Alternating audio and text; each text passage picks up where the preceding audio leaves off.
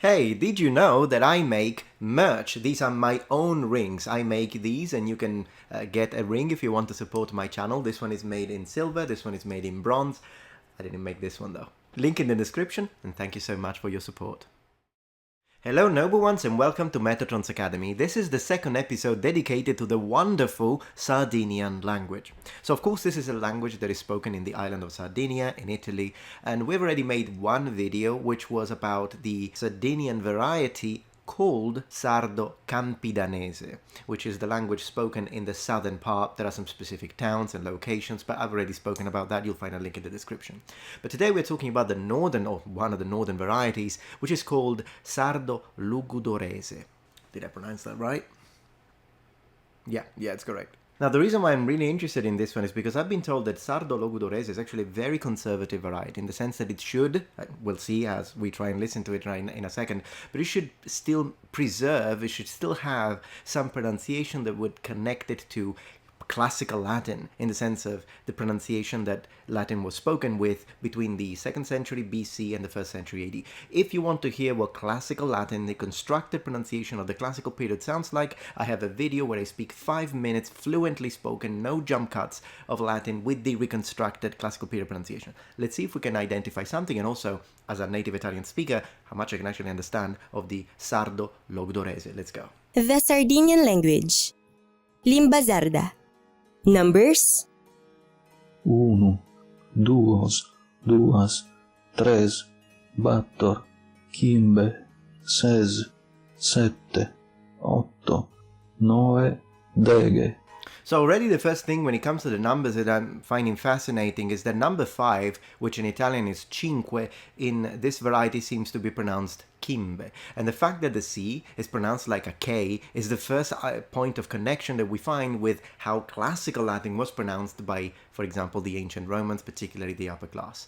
And also 4 sounds quite similar to classical Latin. Let's continue. Greetings. Saludo, bonadie, buonasera, buonanotte. Come te llamas? Ite dinaras? Como te vos llamades?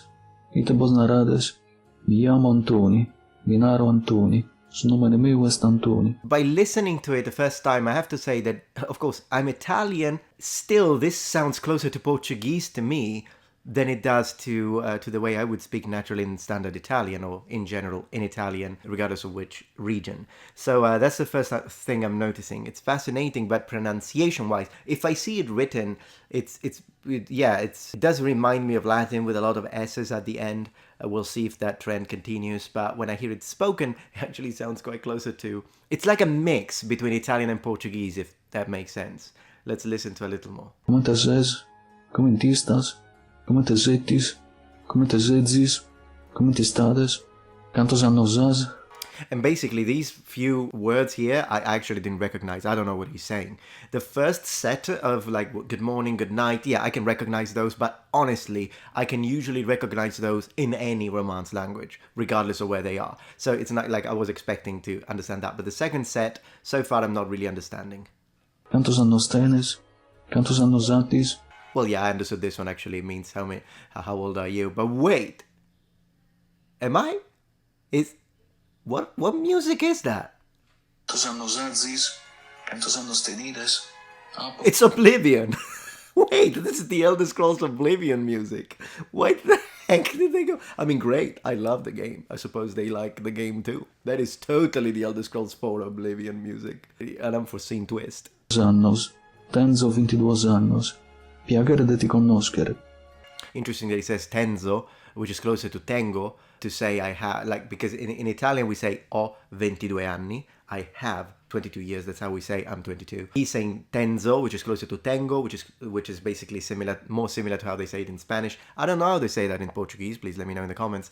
But they also use it in some varieties of Southern Italian, like in Naples, for example. Su sardu alfaedas. Alufaedas su sardu. Emmo alufaeddo. Eia. So, eia is like super famous. Does that mean to speak? Yes, it does. There we go. That's another point in common with Portuguese, because in Italian we say parlare, to speak, but he's saying something with an F, and I do know, like, faedas, yeah, ffāʻedo, which is definitely closer to how they say it, falar, right? In Portuguese, if I'm not wrong. Well, this was fascinating. Now, there is another video, and differently from this one, there is another video that I did check out very quickly. And it's very interesting because it's not a native speaker. You'll be like, why did you not choose a native speaker? Because it's not easy to find recordings that really give it justice. I found a couple of recordings of this variety of Sardinian that were made like in the 80s, but they were mixing too many Italian words. Now, this kid is not native, but he says something at the beginning, and I listened to it a little bit, and I'm like, ooh, I've got to show them. Check this out. Totusu, eu minaro Ricardo, e oe apo a faidare in sardu. Tanto, apo facere questo video metacu. Facere questo video.